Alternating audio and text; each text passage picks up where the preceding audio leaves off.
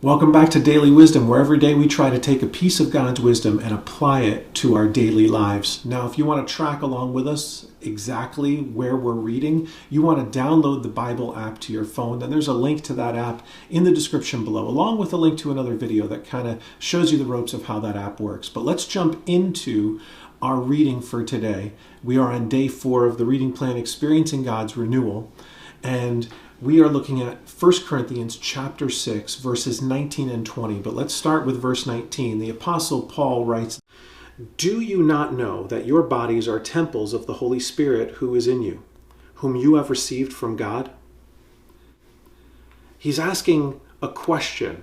He's asking, do you not already know this? He's not assuming everybody already knows this. As a matter of fact, he's assuming that people don't know this. And I think it's a valid question for us to even still consider today.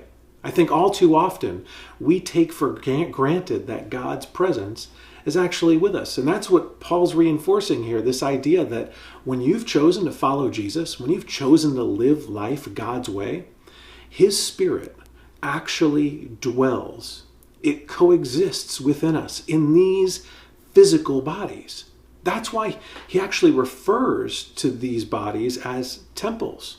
Isn't that amazing that the creator of the universe so desperately wants a relationship with you and with me that he is willing and desires to dwell with us?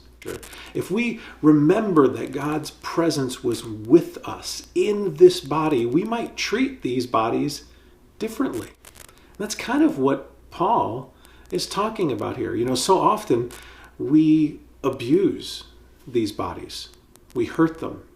We allow them to experience more pain than we should. And some of that pain is out of our control. I know that some of you, and if you read the rest of this chapter, Paul talks about a lot of immorality that happens with our bodies, including sexual immorality. Some of you have experienced that kind of abuse.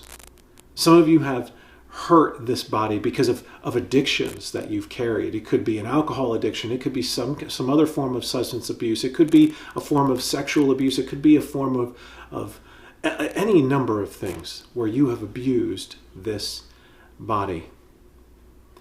And what God is telling us through Paul today is that even in spite of those mistakes, God still dwells with us.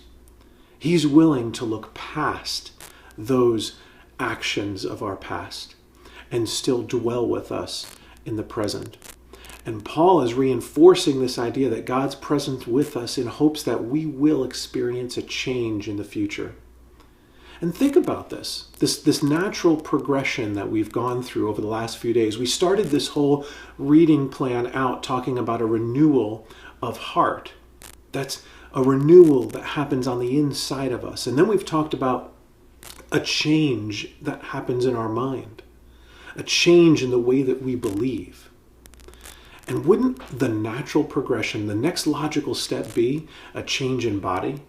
And then we would have experienced a full and complete renewal, a change in heart, mind, behavior, and action, and now body.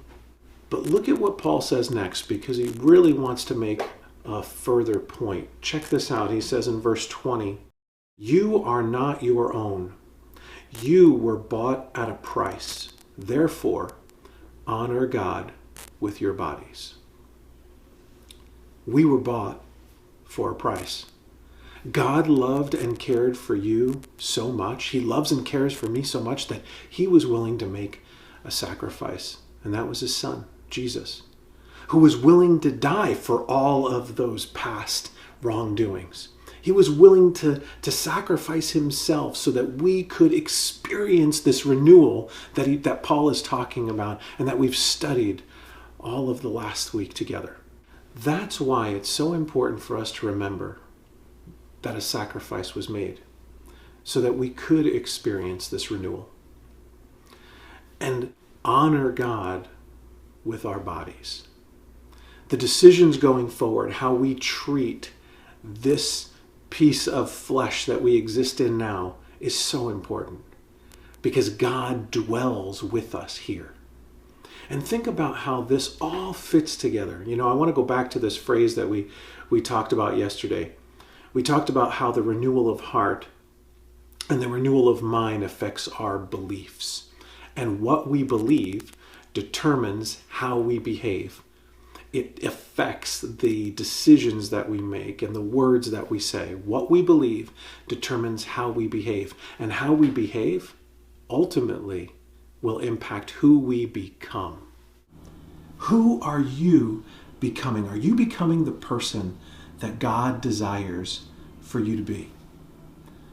I hope so. I hope that as you begin to experience renewal, as you apply God's daily wisdom to your life, that you change your beliefs, and your beliefs change your behavior, and your behavior impacts you to become the child of God that He has desired you always to be.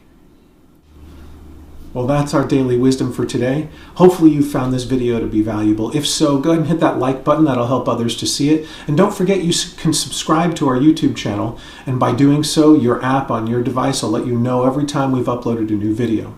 And if you've had any other thoughts about today's reading, please feel free to share in the comments below. We'd love to hear from you.